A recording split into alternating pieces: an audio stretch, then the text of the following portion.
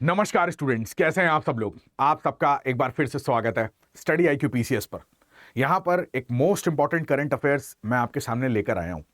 जैसा कि आपको पता है, हम लोग बहुत बार करंट अफेयर्स इस तरीके की पढ़ते हैं जहां पर यूनेस्को की वर्ल्ड हेरिटेज साइट या फिर कोई टेंजिबल या इनटेंजिबल साइट डिक्लेयर होती है तो उसके बारे में न्यूज़ आती है। बट यहां पर यूनेस्को की एक क्रिएटिव सिटीज नेटवर्क का भी एक जो कैटेगरी होती है, उसके अंडर में दुनिया भर के देशों के अंदर क्रिएटिव सिटीज को यहां पर डिक्लेयर किया जाता है। तो उसी श्रेणी में भारत के लिए एक बहुत बड़ी उपलब्धि है और स्पेशली उत्तर प्रदेश के लिए एक बहुत बड़ी उपलब्धि है कि यहां पर लखनऊ को जो गैस्ट्रोनॉमी श्रेणी होती है ना, जहां पर पाक कला की बात करते हैं, खाने के व्यंजनों की बात करते हैं, वहां पर यूनेस्को में क्रिएटिव सिटी का दर्जा यहां पर मिला है।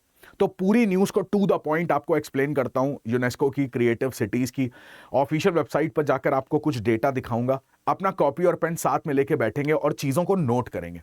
तो जैसा कि आप यहां पर देख पा रहे हो कि यहां पर साफ तौर पे लिखा हुआ है, PM Modi congratulates Lucknow as a city join UNESCO creative cities of gastronomy list. तो गैस्ट्रोनॉमी लिस्ट का सिंपल सा मतलब होता है कि यहां पर जो व्यंजन होते हैं, जो खाना होता है, जो फूड है, वहां का लोकल फूड, उसको विश्व स्तर पे मान्यता दी गई है। इस श्रेणी में लखनऊ को सेलेक्ट किया गया है। तो इसका मतलब आपके मन में आएगा कि बहुत सारी कैटेगरी होती होंगी। बिल्कुल सही, अभी सारी चीजें बताऊंगा। कैटेगरी में तो एक मोस्ट इंपॉर्टेंट न्यूज वो भी सामने आई है, इस न्यूज के अंदर छिपी हुई है। तो पहले यहां पर देख लेते हैं। तो लखनऊ का जो पाक शैली है, जो वहां पर लोकल के जो व्यंजन्स मिलते हैं, चाहे वो वहां के कबाब्स हों, वहां की बिरयानी हो, वहां पे नॉर्थ इंडियन खाना मिलता है, मुगलई खाना, पर्शियन खाना, तो इनका सबका जो मिक्सचर एक हमें लखनऊ के अंदर देखने को मिलता है। तो इस वजह से लखनऊ को यहां पर इस अवार्ड से सम्मानित करा गया। अब यहां पर आप देखोगे तो यूनाइटेड नेशंस इन इंडिया का ये ट्वीट है, इसको भी मैं आपको दिखाना चाहता हूं। फ्रॉम माउथ वाटरिंग, मतलब कि मुंह में पानी आने वाला ऐसा galouti kebab, Awadhi biryani, delectable chaat and golgappe, desserts like makkhan malai and so much more, Lucknow in Uttar Pradesh is heaven for food enriched in centuries old tradition. Lucknow is now recognised UNESCO as a creative city of gastronomy.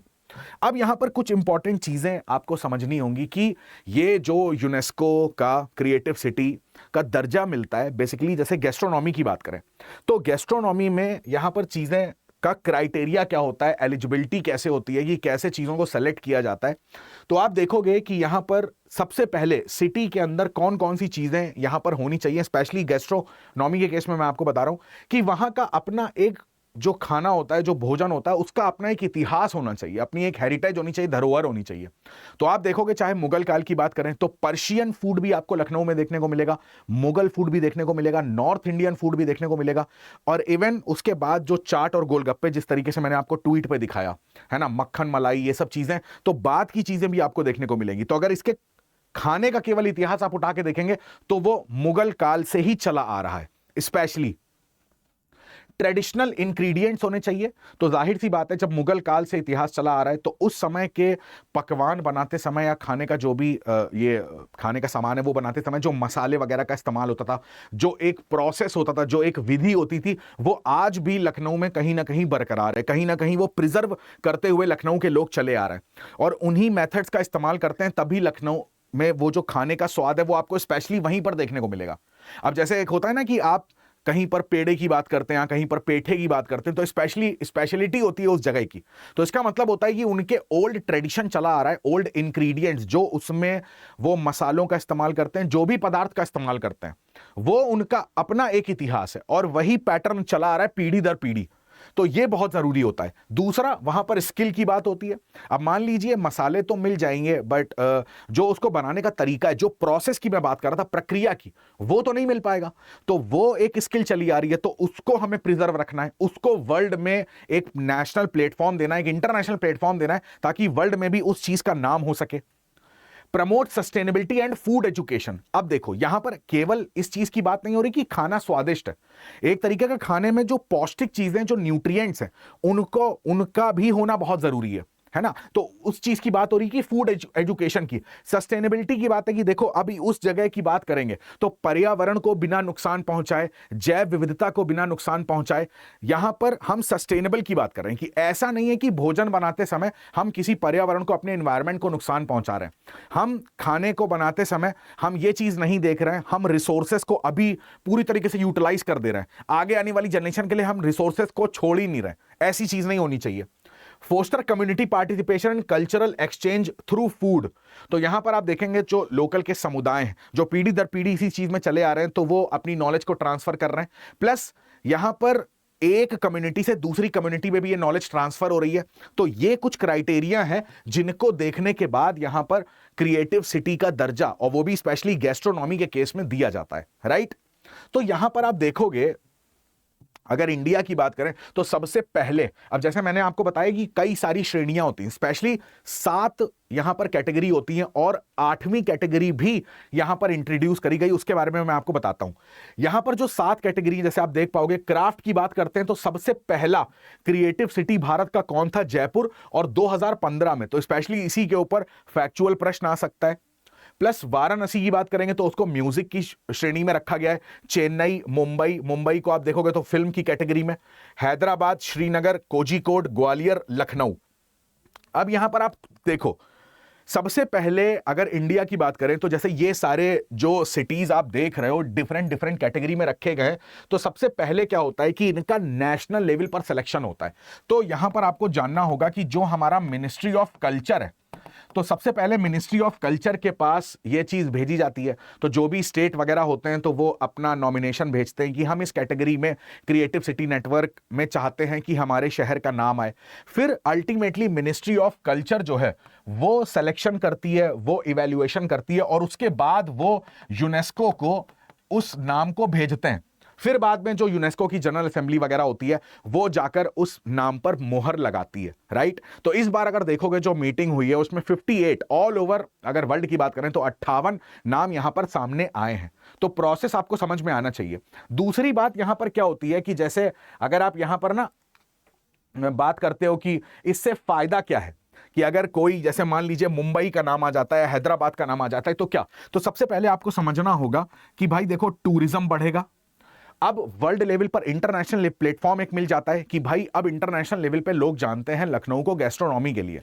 तो अब वहां पर जो टूरिस्ट हैं वो आना स्टार्ट करेंगे कि भाई ऐसी क्या खास बात थी कि यूनेस्को ने इसको टैग दिया। तो एक तो टूरिज्म बढ़ रहा है, टूरिज्म से वहां पर और ज्यादा इंफ्रास्ट्रक्चर अच्छा होगा, और लोकल में जो इनडायरेक्ट एम्प्लॉयमेंट होता है, अप्रत्यक्ष रोजगार क्रिएट होगा। होटल, रेस्टोरेंट, है ना, टैक्सी वगैरह बेसिक होता है, बाकी जो होम स्टे वगैरह होते हैं, तो इस तरीके का बहुत सारा इनडायरेक्ट एम्प्लॉयमेंट क्रिएट होता है। स्टेट के रेवेन्यू में यहां पर बात कर रहे हैं ना, स्टेट रेवेन्यू जो होगा वो बहुत ज्यादा यहां पर डेवलप होगा, राइट। तो ये फायदा मिलता है, प्लस इंटरनेशनल रिकॉग्निशन तो मिलता ही है, तो ये भी एक चीज है।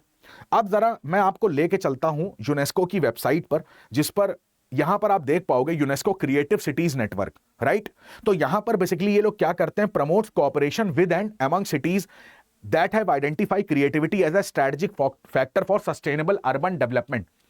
अब इमेजिन करो कि कहीं पर ना हम लोग हमेशा हेरिटेज पे फोकस कर रहे हैं, हम लोग वेटलैंड्स पे फोकस कर रहे हैं, बट यहां पर आप देखो कि क्रिएटिव सिटीज कितना इंपॉर्टेंट फैक्टर है। अभी अगर एक शहर के अंदर कोई उसका म्यूजिक, उसकी कोई आर्ट, उसकी शिल्प कला हो गई, है ना, हथकरघा हो गया, कुछ भी हो गया, खाना हो गया, ये सब फेमस होता है ना, तो वहां के लोग वहीं पर रहते हैं, कहीं पलायन नहीं करते, कहीं माइग्रेट नहीं करते। तो वहां पर लोग रहना पसंद करते हैं। उल्टा दूसरी जगह से लोग वहां पर आते हैं उस चीज का टेस्ट लेने, उस चीज को देखने, उस चीज को समझने। तो एक तो टूरिज्म बढ़ रहा है, तो वहां पे लोकल डेवलपमेंट हो रहा है, रेवेन्यू जनरेट हो रहा है, लोगों को जॉब्स मिल रही हैं, सारी चीजें। तो ये सस्टेनेबिलिटी बताता है कि जरूरी नहीं है कि हर व्यक्ति जॉब कर रहा है, कि मतलब एक फॉर्मल सेक्टर में, तो इनफॉर्मल सेक्टर्स की जॉब क्रिएट हो रही हैं। आगे आने वाली जनरेशन के लिए यहां पर जॉब्स के जो ओपनिंग्स हैं वो देखने को मिल रही हैं, राइट। तो यहां पर ये सब चीजें, और प्लस सबसे बड़ी बात होती है कि जैसे अगर फॉर एग्जांपल मुंबई फिल्म्स के लिए यहां पर उसको क्रिएटिव सिटी का दर्जा मिला है, तो वर्ल्ड में जितने फिल्म सिटीज को दर्जा मिला है, तो आपस में ये सब एक्सपीरियंस, अपनी बेस्ट प्रैक्टिसेस शेयर करते हैं। दूसरे शहरों को लगता है कि यार मुंबई में ऐसी क्या खास बात है, ऐसा यहां पे हिंदी फिल्म सिनेमा में क्या चीजें होती हैं, भारतीय सिनेमा में, हमें यूरोप के सिनेमा को देखने का अवसर मिलता है, यहाँ के लोग वहाँ जाते हैं। तो जो फिल्म के डायरेक्टर्स हैं, एक्टर्स हैं, जो उस मतलब सेक्टर के लोग हैं, उनके नॉलेज का आदान प्रदान होता है, बेस्ट प्रैक्टिसेस शेयर होती हैं। तो ये सब बहुत ज़रूरी है सस्टेनेबिलिटी के लिए। तो यहाँ पर आप देख पाओगे जैसे कि जो यूसीसीएन है वेलकम्स 58 न्यू मेंबर सिटीज। तो इस पर जब आप क्लिक करते हो तो आप यहां पर देखोगे कि 58 यहां पर नए शहर जो है वो 30 अक्टूबर को बनाए गए। तो यहां पर क्रिएटिव सिटी का दर्जा मिला। तो अल्फाबेटिकली ऑर्डर में है, तो एल में आप देखोगे तो यहां पर लिखा हुआ है साफ साफ लखनऊ, और किस श्रेणी में, गैस्ट्रोनॉमी की श्रेणी में, राइट। तो ये चीज आपको ध्यान रखनी है। अब जैसे ही मैं ये देख रहा था तो यहां पर मिला ललितपुर, राइट ललितपुर को म्यूजिक में। तो अब ये ललितपुर से कंफ्यूज मत होना कि वो उत्तर प्रदेश वाला ललितपुर नहीं है। ये ललितपुर कौन सा है, ये नेपाल का ललितपुर है, ठीक है। तो उससे कंफ्यूज नहीं होना। तो यहां पर ये आप देखोगे तो 58 सिटीज यहां पर देखने को आपको मिलेंगे। अब देखो सबसे इंपॉर्टेंट चीजें, अभी तक IUCN बार बार मेरे मुंह से निकल रहा है, तो यूनेस्को का जो क्रिएटिव सिटी नेटवर्क है UCCN, इसमें बेसिकली यहां पर क्या होते थे, 7 फील्ड्स होती थी, ठीक है। यहां पर आप देखोगे craft and folk art, plus designing, film, gastronomy, literature, media, arts and music. तो ये टोटल 7 है। इस बार से इंट्रोड्यूस करा गया है, यहां पर आप देखेंगे नया एक फील्ड जिसको यहां पर बोल रहे architecture, right. For the first time, the UCCN welcomes creative cities of architecture, a new creative field in addition to the 7 existing ones. तभी आप देखेंगे यहां पर ना, जब आप इसको स्क्रॉल करके नीचे ले जाओगे तो अब अगर एक प्रश्न आपके सामने ये आया कि टोटल अगर यहां पर क्रिएटिव सिटीज की बात करते हैं तो कितनी क्रिएटिव सिटी, मतलब कितने श्रेणियों में ये चीज दी जाती है, तो आपको याद रखना है टोटल 8 कैटेगरी हो गई है। आर्किटेक्चर को हमने नया ऐड करा है। फिर वापस अगर ऊपर जाके आप लिस्ट देखोगे ना तो आर्किटेक्चर में आपको बहुत सारे जगह मिलेंगी, रोवनामी करके मिलेगा, यहां पर कुइतो मिलेगा। तो आर्किटेक्चर में भी यहां पर इन्होंने सिटीज नेटवर्क का जो टैग है वो देना स्टार्ट करा है, ठीक है। मोस्ट इंपॉर्टेंट ये, तो ये चीज आप भूलेंगे नहीं जो मैंने आपको यहां पर ये चीजें एक्सप्लेन करी हैं, मोस्ट इंपॉर्टेंट, ठीक है। तो एक बारी यार देखो, मेरी भी आदत है, कभी भी करंट अफेयर्स का वीडियो लाता हूं तो आपको ऑफिशियल चीजों से पढ़ाने की कोशिश करता हूं। तो आप भी यहां पर आप देखेंगे कवरिंग 8 क्रिएटिव फील्ड्स। तो अब जो फील्ड 7 थी, तो आर्किटेक्चर को इंट्रोड्यूस करने के बाद यहां पर टोटल नंबर ऑफ फील्ड्स कितनी हो गई, 8, ठीक है। टोटल नंबर ऑफ वर्ल्ड में साइट्स कितनी हो गई हैं, 408।